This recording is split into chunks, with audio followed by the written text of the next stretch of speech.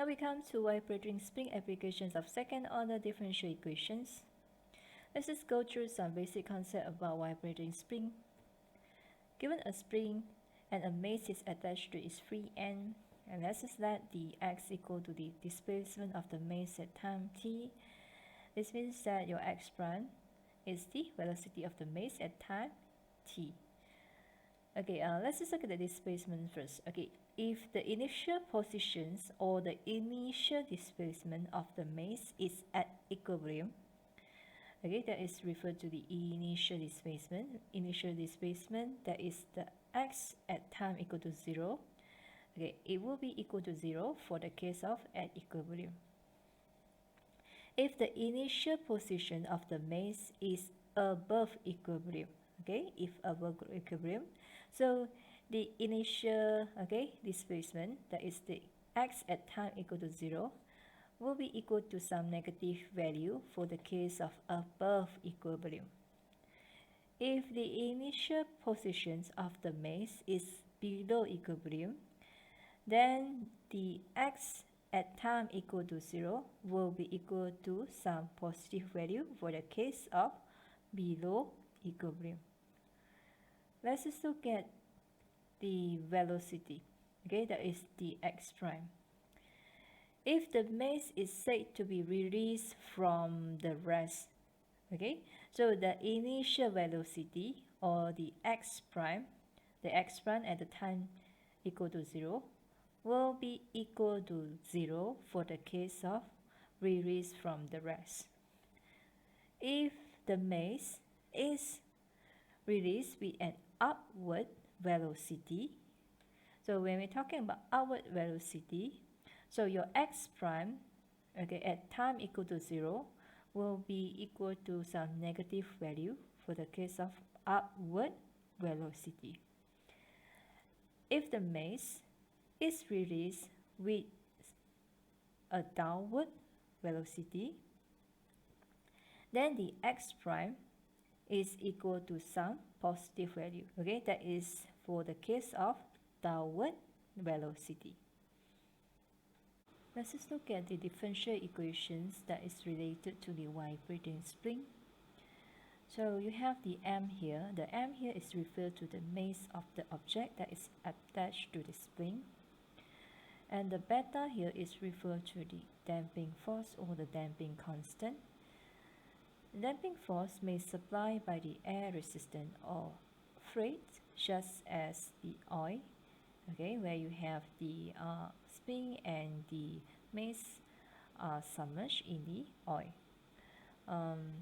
For example, the damping force is supplied by a shock absorber in a car.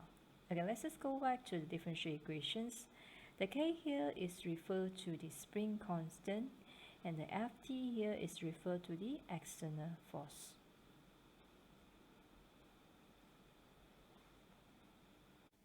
You may come across 4 cases when you study the vibrating spring. The first case is when you have the damping force, okay, and the external force in the differential equations. So this is the situations we call it as force vibrations with damping.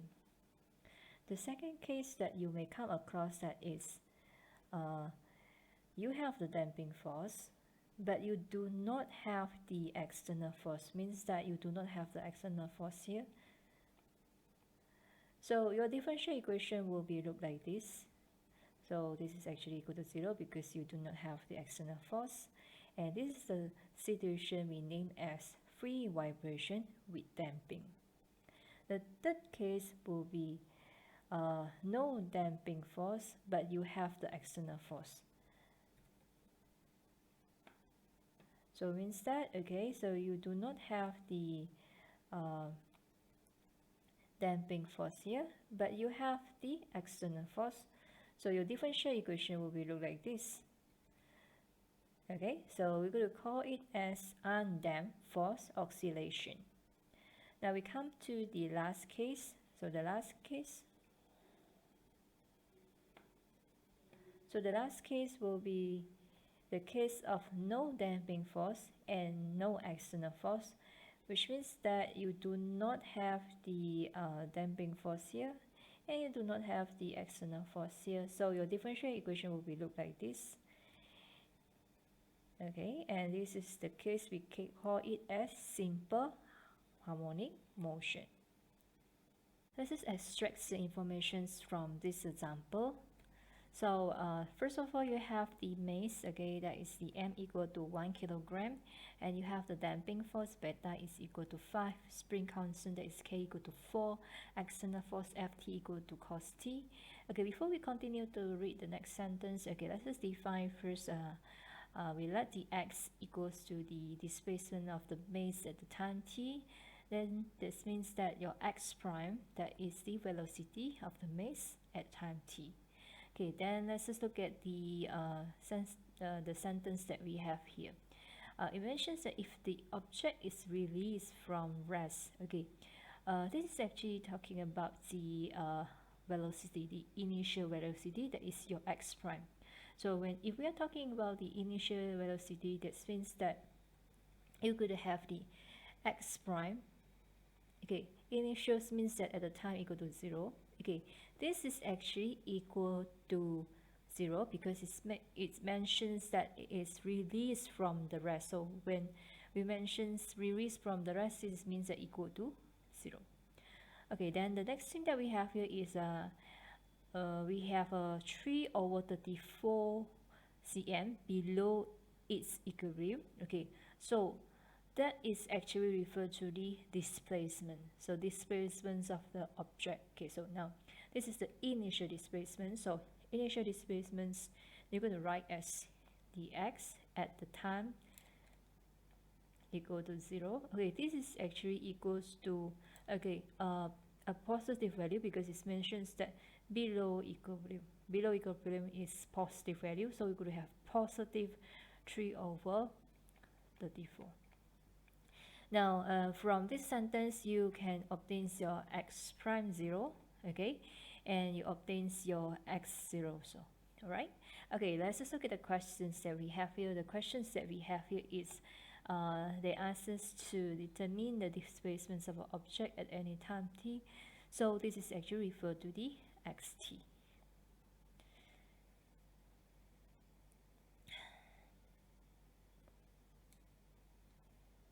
So I have mentioned that we have 4 cases in the spring system.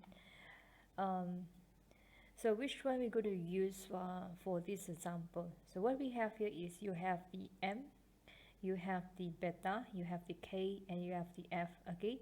So among these four, the only differential equations that has these 4 informations is the first one. Okay, you have the m, you have the beta, you have the k, and you have the force. Okay. For the second one, we cannot use the second one because the second one does not have the f, that we need to use. Okay. For the third one, we also cannot use because you need to have the beta. Okay. So you have the beta here, so you cannot use the third differential equations. So same thing happened for the last one. Okay, so the only differential equations that you can use is this is the one. Okay, so we're going to use it in order to solve our example. And okay, let's just substitute the value that we have again in the informations. Okay, we have the first is we have m equal to 1, beta equal to 5, the k equal to 4, and the external force is cos t. So this is the differential equations for this example. But what we have here is we have a non-homogeneous equations. So let's just recall back what we have learned in the chapter of the non-homogeneous equations. So what you have to do is you have to convert the non-homogeneous equation into homogeneous. So we're going to apply the same concept in here. Okay, so we're going to convert this one into the homogeneous. And this one will help you to get your yc here, but instead of yc, so in our case it's supposed to be xc. And the next thing is you have to look at your function f. Okay, so in our case it's the function ft. So this function f will help you to identify the trial solution yp. So in our case it's the trial solutions xp. And then we go for the general solutions. So your general solution will be follow this form. So our case will be the xc plus xp.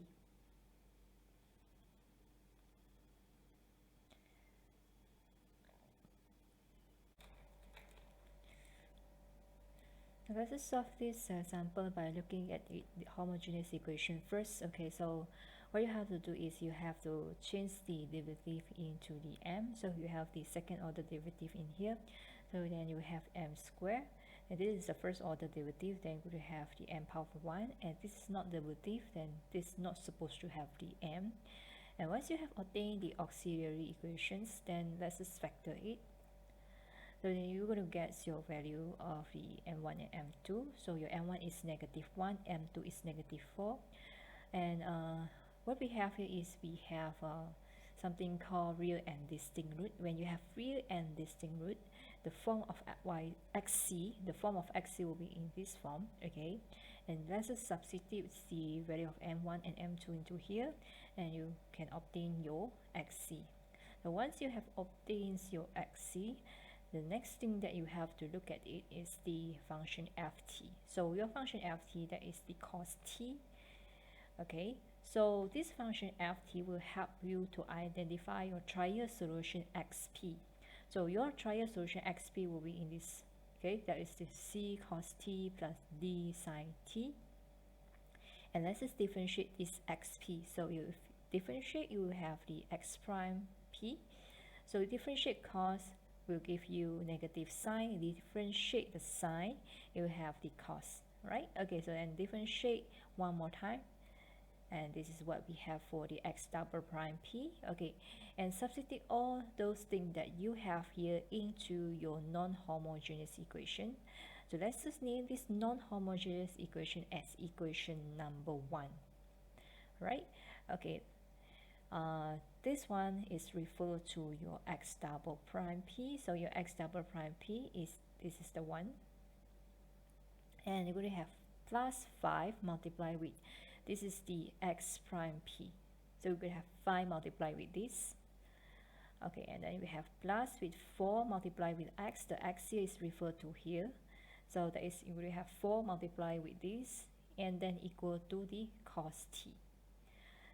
So what you can see here for the left hand side, you can see that we have two terms here. Okay, what we have here is you have the cos t, cos t, cos t, and you have the sin t, and you have the sin t here, right? So you have two terms.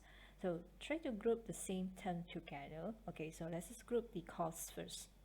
So if you look at the cos, we have cos here, and you have the cos here, and you have the cos here, right?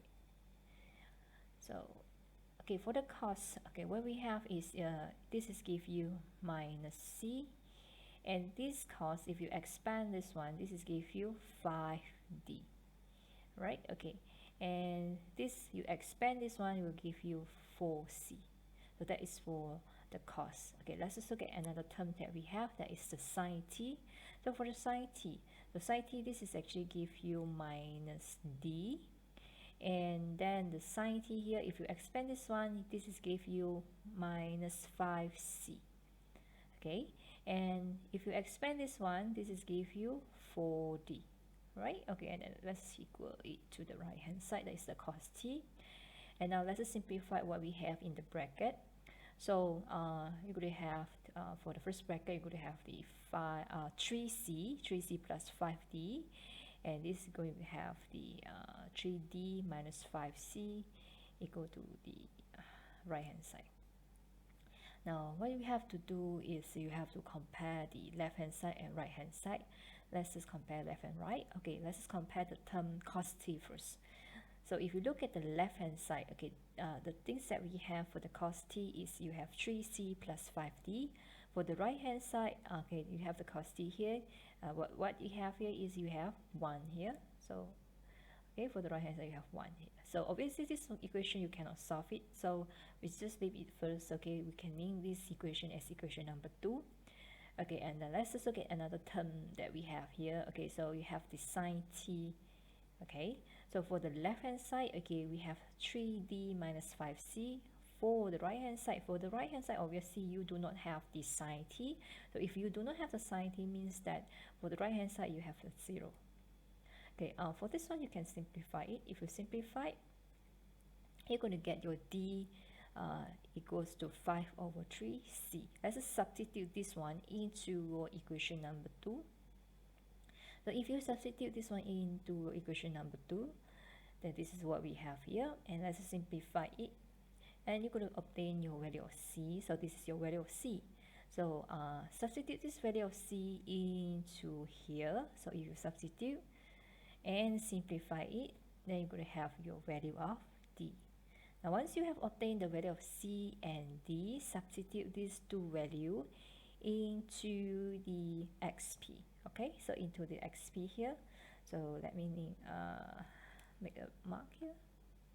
So let's just do the substitutions. Okay, so I'm going to substitute this one, c equal to 3 over the d4 into here, and this is what we have. And then we're going to have d is 5 over the d4 into here, and this is what we have. Okay, this is the xp.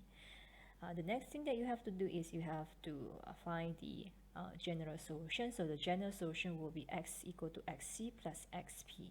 So your x is equal to xc. So what is your xc? So this is your xc.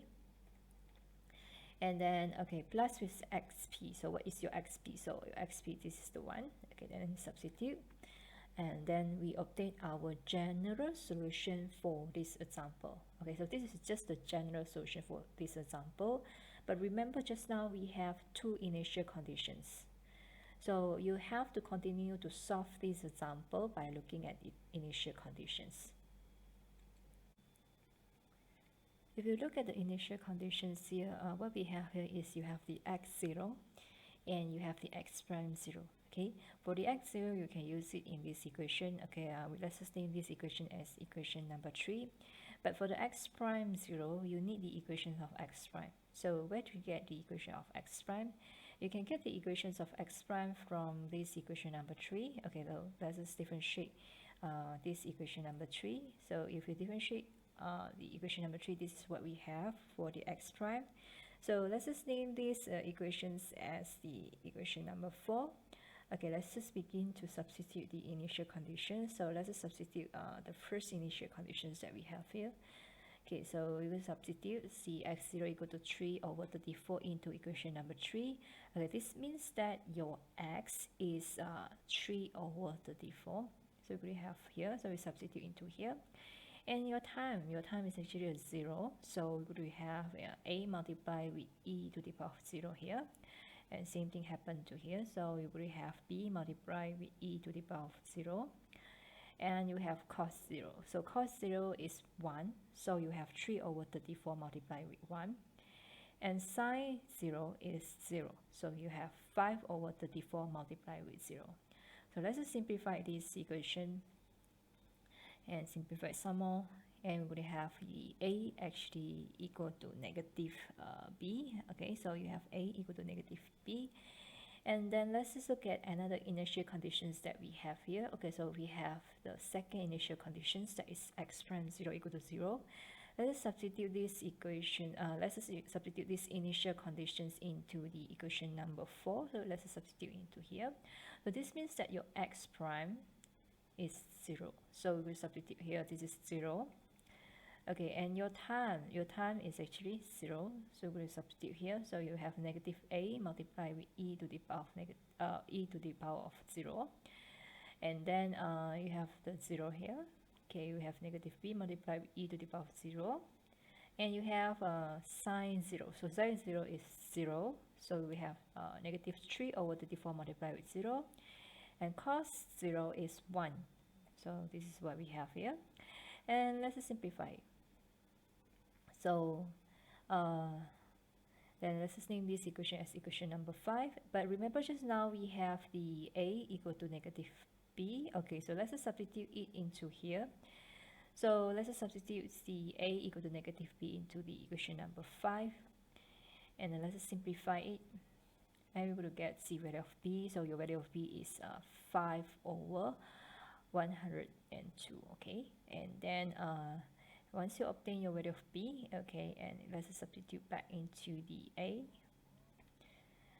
then you have the value of a, right? Okay, so once you have obtained the value of a and b, so substitute the value of a and b into your equation number 3. You're going to substitute here, so this is your a, okay, so that is the negative 5 over 102, okay, and then b is 5 over 102, so then you have here, and this is the particular solution for this example.